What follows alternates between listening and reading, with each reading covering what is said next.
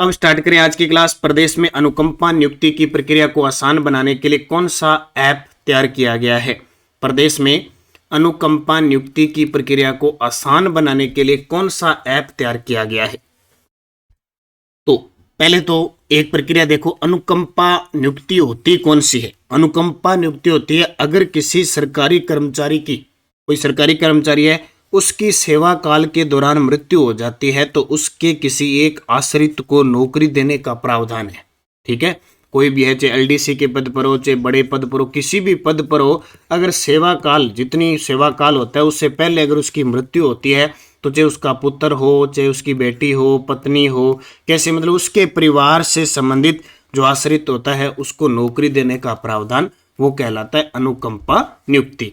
अब इसके लिए आसान बनाने के लिए ऐप लॉन्च किया गया, तैयार किया गया, उसका नाम भी क्या रखा गया है? अनुकंपा ऐप। क्या रखा गया है? अनुकंपा ऐप रखा गया है। तो प्रदेश में अनुकंपा नियुक्ति की प्रक्रिया को आसान बनाने के लिए अनुकंपा ऐप तैयार किया गया। अब पिछले 6 महीनों में राजस्थान के अंदर कौन कौन से ऐप लॉन्च किए गए हैं उनकी चर्चा बूस्टर डोज में करेंगे।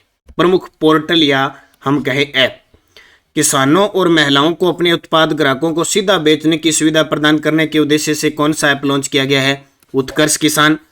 राज्य के सरकारी स्कूलों में मिड डे मील की जानकारी के लिए कौन सा ऐप शुरू किया गया है? राजसिम्स। महिला स्वावलंबन पर आधारित किस ऐप की शुरुआत मुख्यमंत्री भजनलाल शर्मा ने की? महिला निधि। राज्य सरकार द्वारा संचालित मुखबिर योजना के तहत राजस्व हानि में लिप्त व्यक्तियों, कंपनी और फर्म के बारे में सत्य सूचना किस ऐप के माध्यम से भेजी जा सकती है? Informer app. Chest x ray app का संबंध सिलिकोसिस से है। और विधानसभा और अब लोकसभा चुनाव में जो आचार संहिता का उल्लंघन करते हैं, शिकायत के लिए सी विजुअल ऐप। और निर्वाचन आयोग ने घर बैठे मतदाता सूची में अपना नाम देखने के लिए वोटर हेल्पलाइन ऐप शुरू किया था। और विधानसभा में चाहे बुजुर्ग है, दिव्यांग है, उनको होम वोटिंग की प्रक्रिया को सरल बनाते हुए सहज भीलवाड़ा ऐप को लॉन्च किया था राज्य निर्वाचन अधिकारी प्रवीण गुप्ता ने। उद्गम पोर्टल भारतीय रिजर्व बैंक द्वारा लॉन्च किया गया। और प्रधानमंत्री नरेंद्र मोदी ने वंचित वर्गों के उत्थान के ऋण सहायता प्रदान करने के लिए कौन सा पोर्टल शुरू किया है? PM Suraj portal. Rajasthan police cyber volunteer portal को किसने लॉन्च किया? उत्कल रंजन साहू ने। और राजस्थान में स्वास्थ्य विभाग ने टीबी मुक्त अभियान के तहत कौन सा पोर्टल लॉन्च किया? निक्षय पोर्टल। और राजस्व मंडल ने ग्राम पंचायत से संबंधित ग्रामों की मैपिंग किस पोर्टल के माध्यम से करवाने का आदेश दिया है?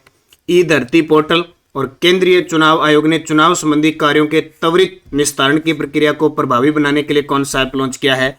सुविधा पोर्टल।